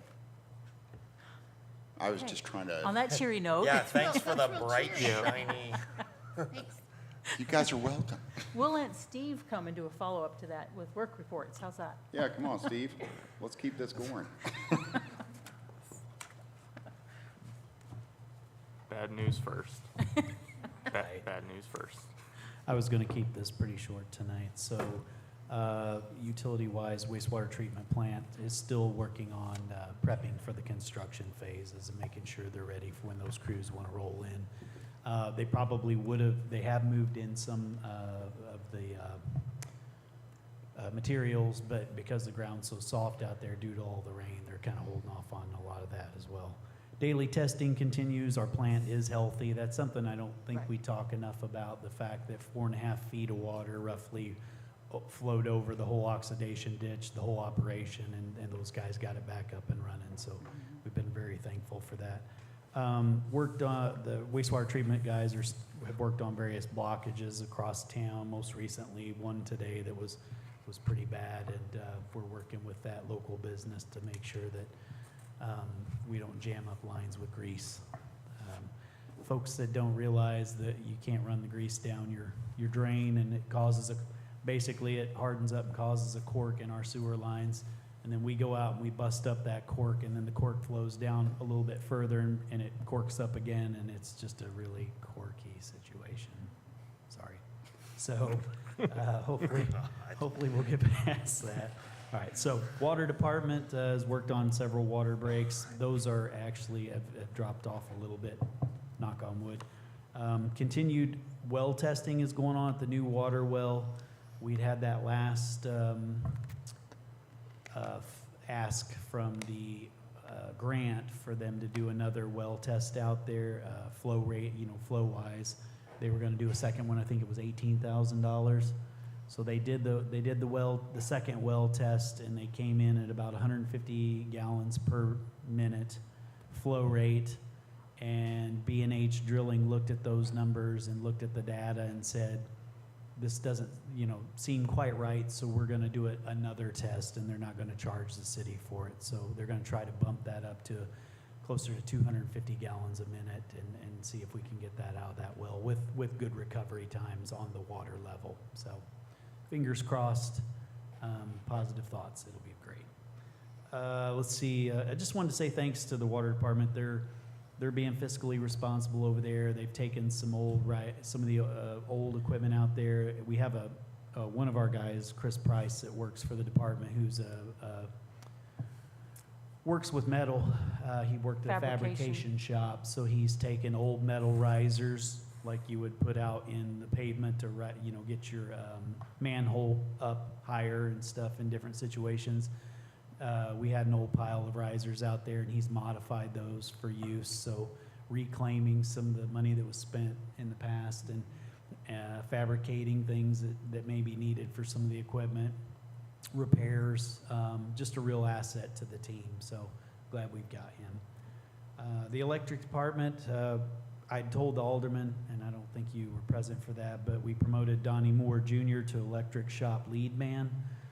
Donnie came over, he was the water superintendent before, and due to different things that were happening, he moved over to the electric department, and he will finish up his apprenticeship in December and become a fully official lineman. So we're pretty excited about that. But he really goes after it. He's all about Team Salem, and we appreciate him stepping up as lead man. He's doing a great job for us. Our line, that being said, the electric crew went over. I don't know at what point lights were put in at the parking lot across from the old armory. I didn't even know they were there. That's how old they are. They're just like a sporadic. There's light here. There was one light out in the middle of that field. And Sherry Lee had brought it up to us like, we need those lights on. So the electric crew went over, and I don't know how many years those have been out. They were incandescent bulbs. So they went over, chased it all down, and got those back up and running, replaced, put 2 LEDs out in the middle. So hopefully that parking lot will be lit up. People will feel safer at night when they're going out and getting in their cars. We're also going to take that parking lot on. Obviously, we don't want to spend $700,000 paving that, so we're going to go out and look at setting it up for more streamlined parking. The thought process, and I had to do this up at for different large-scale high school functions in Alaska. You'd be given a field and be like, hey, park 2,000 cars. So we just basically, we're going to section it off, and the thought process was run some concrete barriers up and through and do some angled parking, flow in, flow out, and just make sure it functions better. So sorry, that is not utilities. I got onto parking lots, but anyway. So there's lights in that parking lot. Continued street light repairs are going on. We'd ordered another 30 LED lamps to make sure we can keep replacing those across town. The police department's providing us with a list so that we are aware of what's out. And as I've always said before to the public, call up, initiate a work order. If the light's out in your part of town, we'll get over there and get after it. So we installed the new service over at Four Rivers. That should have gotten done today to make sure that the guys working inside that building, finishing up trim work and all that stuff, won't die in the heat dome that's coming, if you haven't seen the news. So we're conducting interviews currently for a new superintendent. That's going well. We'll wrap that up on Friday and hopefully have a a good solid pick for new electric department superintendent. Forrester is the contract company that's moving across town, that's been up doing extensive work on Pershing, working to clear the feeder lines, which is really important for the community, make sure our power stays on and we don't have issues during ice storms and all that. Appreciate everybody's patience. There's been some complaints, and we just jump on it as soon as we can. Typically, they go through, they cut it, and in an effort to keep on that mission, they drop their brush, and then they come back and get it 2 days, maybe 72 hours later, but the rain affects that. We don't want to run skid steers in people's lawns and cause more damage. So most folks have been, well, the majority have been really patient. We appreciate it. So we're getting that done. That's what I've got here. That grant for the water tower, that grant was 3.7 million, right? Okay, yeah, I was just like looking at that number, 3.7 million grant money. Great. Anyway, did you all have any questions for me? Thank you. Awesome. Okay, thanks. Have a good night. Appreciate it. Okay, last item on the agenda. So Alderman Kinsey had asked if we would put in here the CIP for the utilities, so capital improvement plan or 5-year plan. Okay. So we've kind of gone over all the things for the upcoming budget year. So that's that very first column of numbers there, red up at the top. So we put together this 5-year plan. Again, this is something that's fairly new to city budgeting here in Salem, putting together a 5-year plan. But to help us plan for utilities, plan for where we're headed as a city, this is, I feel like it's invaluable. It kind of sets the roadmap for where we're going and how we're going to get there. And as we've talked this evening, then we've got our annual budget that includes that first column. We've got the repair and replacement funds or depreciation and replacement funds that we put aside so much every year. That plays into this when we have these purchases of equipment. And so all of those tie into this together. This is, like I said, this is just for the utilities. I pulled those out, put them all on this sheet so that you guys could review, understand where we're headed, what we're planning to spend funds on.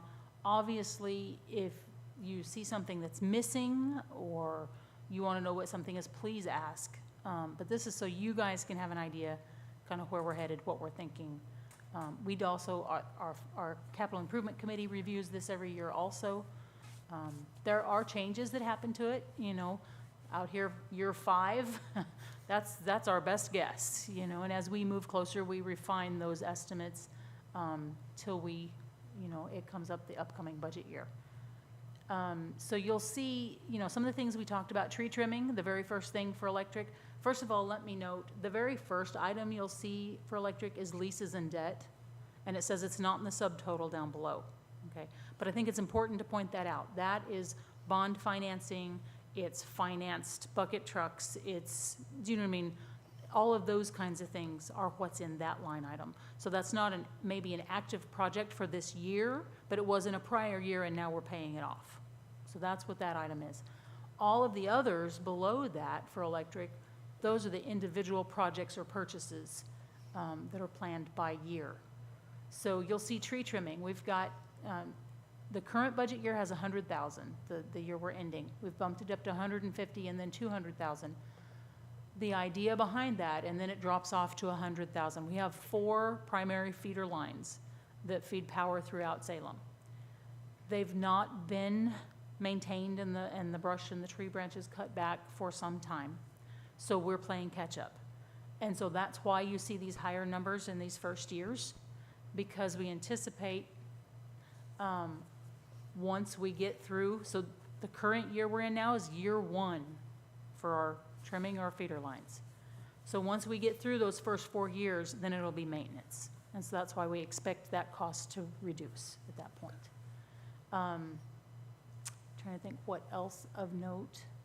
Transformers, that's something that's a purchase we'll have every year. Just as we have transformers we have to replace. Those are inflation calculated. You'll see those numbers go up each year. Same with utility poles, something we purchase every year so that we have them when a truck hits one and breaks it, we've got to replace it. We have those on hand.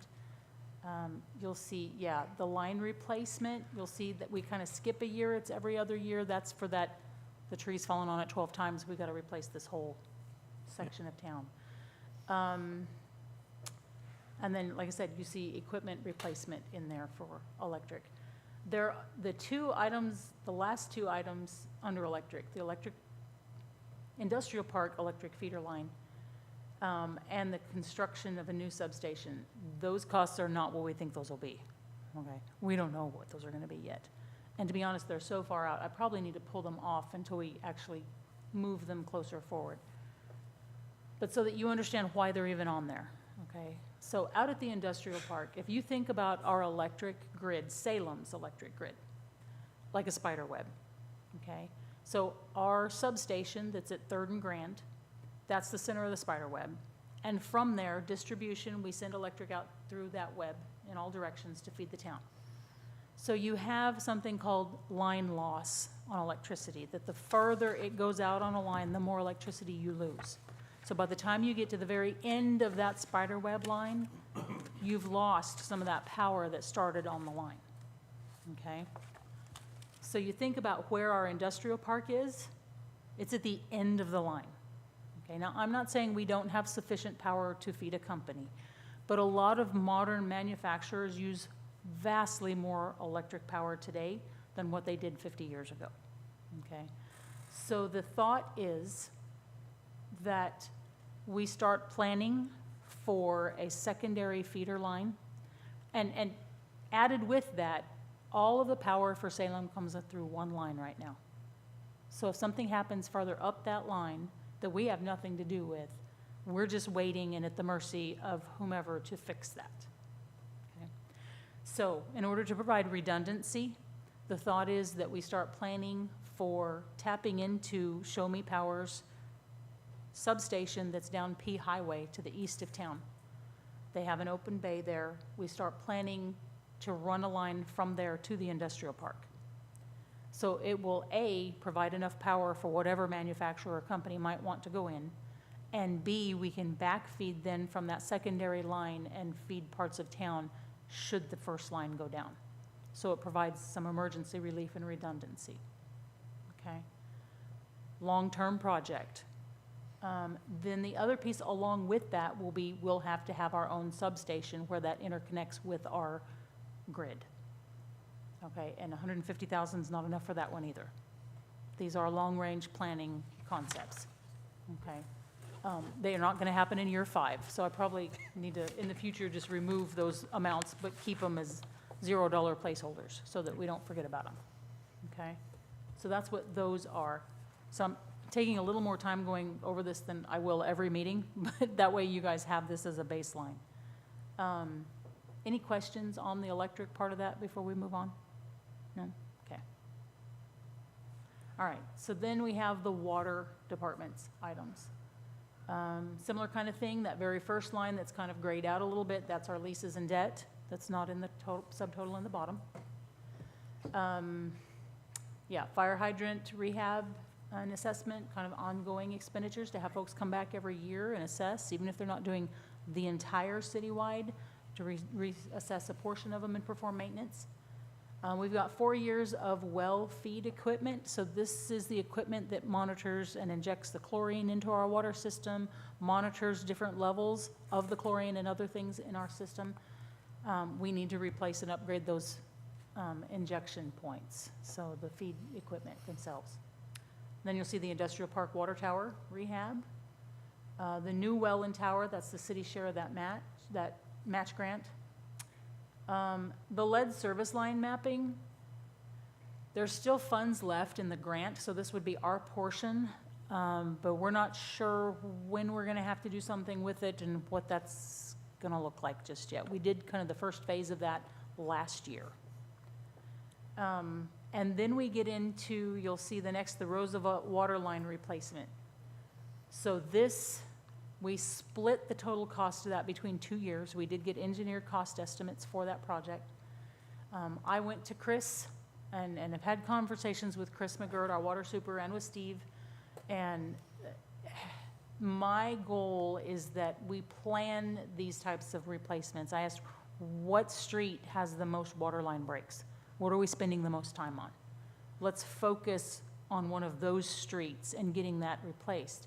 The idea is that we would go through, we'd try to time the project to the best of our ability. It doesn't always work out 100%, so that it crossed budget years, so that ideally we could pay for half in one budget year, half in the next.